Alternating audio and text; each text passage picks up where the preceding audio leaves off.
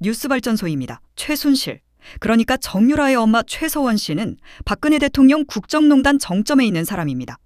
최서원 씨가 윤석열 대통령에게 옥중 편지를 보냈는데요. 그 전문을 낭독해드리겠습니다. 윤석열 전 대통령님께 추위에 잘 계시는지요?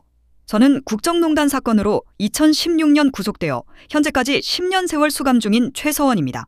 10년 세월 정권이 2번 바뀌고 대한민국은 또 소용돌이 속에 고통받고 있습니다.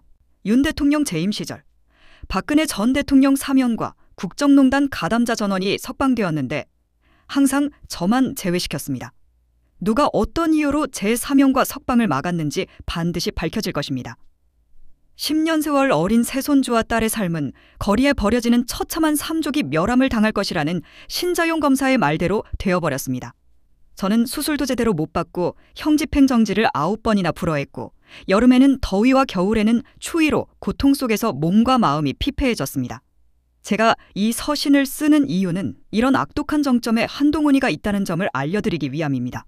10년 세월 국정농단의 뇌물죄, JTBC가 제출한 태블릿 PC와 장시호가 대통령님께서 팀장이었던 특검 수사팀의 수사가 모두 거짓 기획된 것임을 밝혀지고 있고 이미 많은 국민들이 알고 있다는 점입니다. 최근에 장시호가 제출했다는 태블릿은 새로운 증언이 나왔고 JTBC 태블릿 계약서 위조와 요금 납부 은폐들이 법정에서 밝혀졌습니다.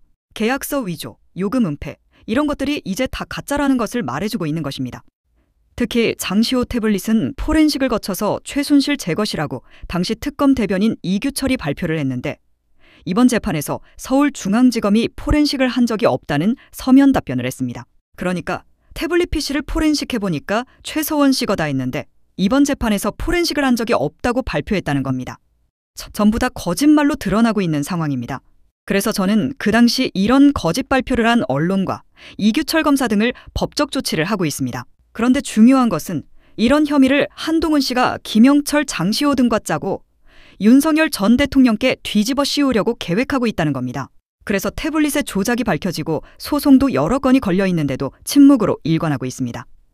정면에 정치적으로 나서기도 힘든 상황입니다. 윤석열 전 대통령님께서 특검 수사팀의 팀장으로 있었지만 지금 고소를 진행하고 있는 미디어워치의 변희재 대표 등 여러분의 의견은 윤 대통령님은 컴맹이시고 조작에 가담한 것은 아니라고 생각하고 있습니다. 그걸 전제로 믿고 제가 말씀드리고 싶은 것은 한동훈의 계획에 넘어가시기 전에 윤석열 대통령님께서 변호사를 통하던 어떤 경로라도 제 태블릿 사건은 관여한 적이 없고 한동훈이 직접 한 것이라고 발표해 주셨으면 합니다.